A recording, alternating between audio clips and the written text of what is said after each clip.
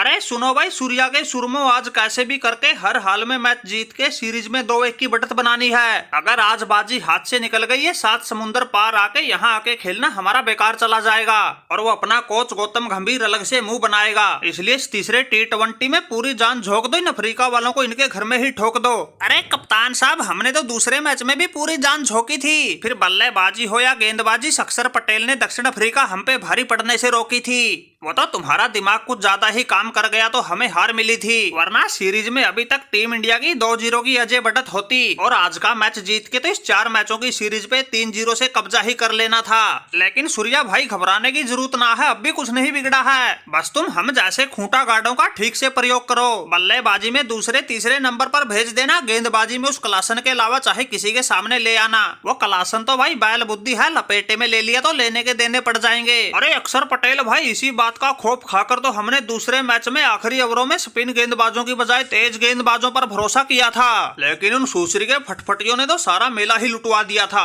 और बिल्कुल जीता जितवाया मैच टीम इंडिया को हरवा दिया था। लेकिन चिंता मत करो, अब दोबारा ऐसी गलती नहीं होगी। अगर स्पिनर को मदद मिलेगी, रिंकू सिंह से गेंदबाजी करवा लेंगे, लेकिन उन अवैस खान और अर्शदीप के चक्कर में नहीं पड़ेंगे। अरे सूर्या भाई, तुम फिर गच्चा खा रहे हो, अगर हमसे नहीं करवानी गेंदबाजी फिर हमें क्यों खिला रहे हो? 2 मैच हो गए, हमें सिर्फ 1 ओवर ही दे रहे हो।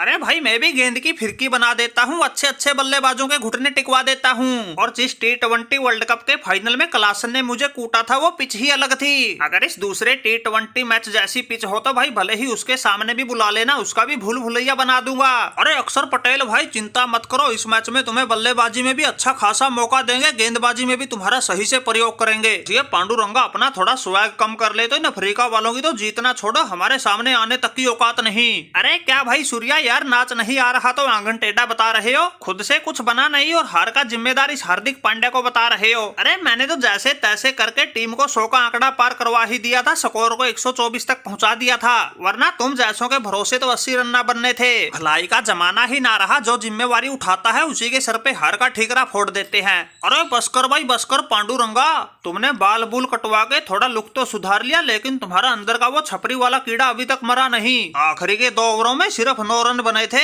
माना कि रसदीप गेंदबाजी में खूब कुटा था, लेकिन बल्लेबाजी में तुम पर भारी पड़ रहा था और उसने उस मैच में सबसे लंबा 92 मीटर का छक्का जड़ा था जो किसी से नहीं लगा था। अगर तुम थोड़ा अपने आपे से बाहर आते, रसदीप पर भी भरोसा दिखाते, ये स्कोर 125 की बजाय 150 तक तो बड़े आराम से पहुंचना था। फिर आज इस तीसरे मैच को लेके सूर्या को इतनी घबराहट नहीं होती। वैसे सारा मामला तो तब बिगड़ा जब हमारे संजू का बल्ला नहीं बोला, वरना ऐसी बातों की तो नौबत ही नहीं आनी थी। अरे क्या हुआ भाई सूर्या, तुम्हें तो एक ही मैच में मिली थी हार, इतने में ही तुम्हारी पूरी टीम में बढ़ गई तकरार। जिस हिसाब से तुम झगड़ रहे हो, इस हिसाब से अगर तुम्हें तीसरे T20 में पेल दे तो तुम्हारी तो पूरी टीम में जुत्तम पेल हो जाएगी। वैसे दूसरे मैच में हमारा पलटवार देख के तुम्हें अंदाजा तो लग गया होगा, यह दक्षिण अफ्रीका हल्की टीम ना है, बस कई बार किस्मत से हार जाती है। अरे मार्करम भाई, ये किस्मत से हारती नहीं, ये तो किस्मत के सहारे कई बार जीत जाती है। दूसरा मैच ही देख लो, वहाँ तुम्हारा किस्मत के सहारे ही तो तुक्का लगा था, वरना तुम्हारी कहाँ औकात थी मैच जीतने की। खैर छोड़ो, कोई बात ना, इस तीसरे मैच में उस दूसरे वाला भी हिसाब किताब चुका देंगे और एक बार फिर तुम्हारे घर में ही लंका लगा देंगे।